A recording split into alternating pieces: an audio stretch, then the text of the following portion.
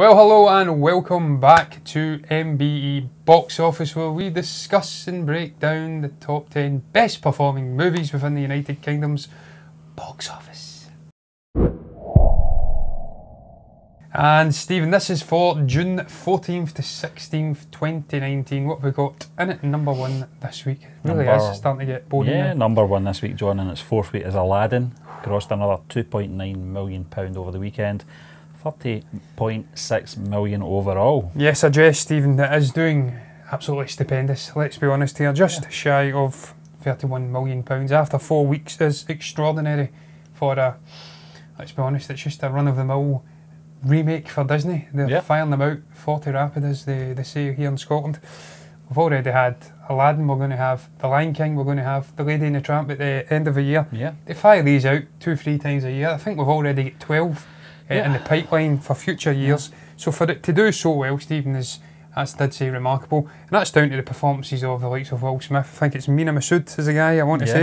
Yes. Naomi Scott. And just people obviously been nostalgia ridden. They loved the movie from 1993. They wanted to come back and watch this one and see if it was like they remembered or what they did, because Disney have that magic of being able to sprinkle some new things in. Obviously Guy Ritchie in this case, fantastic direction from him. Wouldn't have expected him to have done a movie like that, but look, Stephen, $810.1 million worldwide, $183 million budget. It's nearly hitting $1 billion, and that is incredible. I think that could. I don't think it's going to be the best this year. Lion King will destroy that, but it'll be second best by a comfortable distance because Lady and the Tramp is coming out on Disney Plus. We've already had Dumbo, but Dumbo, I forgot about Dumbo. You know, and as you said about Guy Ritchie, John, you know, it was unexpected for someone like him and his sort of background to take on a film like that, but you could say the same about Tim Burton as well. But we'll move on to number 2 this week. It's Men in Black International in its first week. It's grossed 2.8 million over the weekend and of course overall. Yes, Steve, we spoke about this movie in general last week on Movie News, and it's not doing great at the box office. That and Shaft, Yes, that and Shaft. $110 million budget after 2 weeks. We're also a week behind, so it's saying it's a new release here, but it isn't, it's 2 weeks. And the box office Mojo International figures are up to date, so just $182 million grossed, so it's not even close to even breaking even. This movie got quite the promotional push, and it's not close, and it's a sad sight because I do like Chris Hemsworth, and I thought he had a great chemistry with Tessa Thompson in Ragnarok. Thought that would develop onto this movie, but sadly it doesn't appear to be the case. People are questioning Chris's leading man credentials, Stephen, but I don't think it's down to Chris. I think it's down to a shite movie. We'll all be talking about it more in depth in a few weeks' time, John, on the blog rundown. I forgot the name of it there. I was trying to remember who it was. The movie couple covered that, but we'll move on to number 3. It's Rocketman in its 4th week, and it's grossed 1.6 million over the weekend and a massive 19.3 million overall. It's continuing on in the same vein of previous musicals in recent years, Stephen. These movies seem to, this genre seems to really transfer well over to UK audiences. We've seen it with La La Land, The Greatest Showman, and now obviously Bohemian Rhapsody as well, and now we've got it with Rocketman again. That's more of a traditional musical though than obviously Bohemian Rhapsody. I think that's more of a biopic with musical elements sprinkled in. This is an out and out musical, unashamed for it. I thought it was great, really enjoyed it. It's only dropped 25.5% in its 4th weekend. It's doing very, very well. Worldwide it is sitting at $153.4 million, a $40 million budget. Stupendous performance for a fairly low budget affair. Dexter Fletcher will be getting credits for this one at the awards, and I'm sure it will get nominated for some awards, if not for editing and best songs or whatever, then certainly for a performance from Taron Egerton. Visuals are incredible. Absolutely stupid. Number 4 this week is The Secret Life of Pets 2 in its 4th week. It's grossed another 1.5 million over the weekend, 16.9 million overall. 16.9 million, that's actually not too bad, Stephen. I kind of slagged this movie off plot-wise. I felt it was the poor man's version of the original movie. I felt that was just a notch above in terms of story. I enjoyed the concept, introducing these characters. Now we've got them returning. It's always difficult to repeat the success. You do have sequel syndrome where it seems to dip a bit. $80 million budget though. Unless it's Incredibles. Incredibles are incredible, funnily enough. $194.6 million worldwide, Stephen. It's just about doubled its budget, so it could be just sneaking a profit out at this moment. But look, it was okay. It wasn't terrible. Illumination Studios, they know how to do amazing animated movies, and you can't fault the voice acting from the likes of Harrison Ford and whatnot. So yeah. Number 5 this week, John, is Dark Phoenix in its second week. It's grossed 1 million over the weekend, and it's not a whopping 6 million. For an X-Men film, the final X-Men film in this obviously this group of cast members. But last week I said I didn't see it. I have seen it now. What a mess. What a mess. Yes, I did say, Stephen, I says it wasn't a terrible film, but it wasn't a good film. It's somewhere in between, below average to just average, and that's not really acceptable for 19 years of hard work to end these great characters with just average. And you can't really be surprised when Simon Kinberg's coming in, a guy that's been mostly producing, and it's his first real directing job. And you don't have a guy coming in and his first directing job, helming a blockbuster of this size. Just under $233 million worldwide, though I don't know the budget for it. I could probably find it on IMDb, maybe. $200 million budget, that is horrendous. Good Lord, that is not even close to even scraping even. No. That is a massive flop. That's a sad sight for I don't want to obviously get into it too much, John, because we will be covering this on the blog rundown, but it was 3 separate films all stuck into one. Pacing, storyline, acting at times as well. Antagonist. Absolutely, She's now eclipsed Cara Delevingne as the worst antagonist in a superhero film. Yeah, good Lord, God awful. Listen, we'll move on. I wish I had that Men in Black thing to erase my memory, but we'll move on to number 6 this week. It's Godzilla, King of the Monsters. In its third week, it's grossed another $500,000 over the weekend, 6.4 million overall. Yeah, Stephen, the blockbusters in this summer period are not doing well at all. No. As you did say, Men in Black International flopping. Yeah.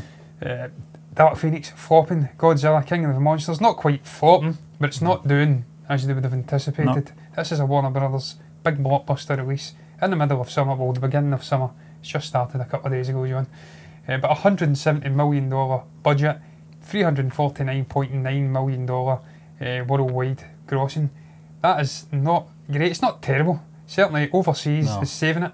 The foreign market's sitting with $247.6 million.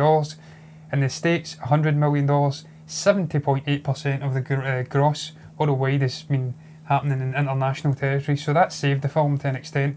I haven't seen it. Some people are saying it's good.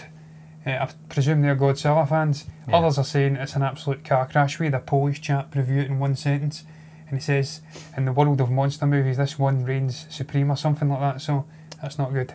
It's doing shite. We've also got a review coming up. Sorry, we spoke about one last week. Last week, the movie couple. Jerry, a big fan of the Godzilla franchise, didn't rate it that much. No, he didn't rate the action, and that's concerning in a movie which is 90% action. So listen, we'll move on to number 7 this week. It's John Wick Chapter 3 Parabellum, and its 5th week. It's grossed £400,000 over the weekend, 9.9 million, just under 10 million overall. That's quite disappointing, Stephen, I have to say, for a movie of this calibre. It was a fantastic action movie. It's up there with one of the best I've seen. My favourite action movie of last year was Fallout. Not Fallout, Mission Impossible Fallout. I think it was Fallout. Yeah, that was my favourite last year by a country mile. I can't see any other action movie this year topping this. I just thought it was superb, so slick. Keanu is just a man in a complete renaissance, having a renaissance just now. He's doing incredible. He's been cast all over the place. We're going to be discussing at some point this week. We've already got it in the vault. How Kevin Feige wants to fit this guy in somewhere in the MCU. That's how much he's in demand, and he just excels again in this movie. Worldwide performance, $289.1 million worldwide, $55 million budget. It's just eking out more and more of a profit, and we are going to see another movie now, no doubt about it, to combine with this great Continental series, which is coming. Coming very soon. Number 8 this week, John, it's Casino Royale in its 2nd week. And it's grossed £300,000 over the weekend, 900,000 overall. For this to gross £296,000 off of just one theatre. I was going to say, what do you call this again? Secret Cinema. Secret Cinema, one theatre, just shy of £300,000. Jesus Christ, how dear are those tickets? And how big is that theatre?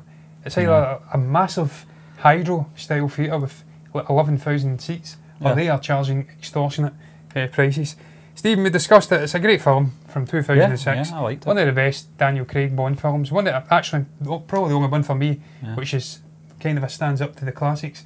The rest, I mean, I think it was remade on a classic. I think it was based on a one from the 60s. Perhaps, I'm not a Bond fan, but I know as much that Daniel Craig isn't the best Bond that's ever been, but he was good in this. We both agreed.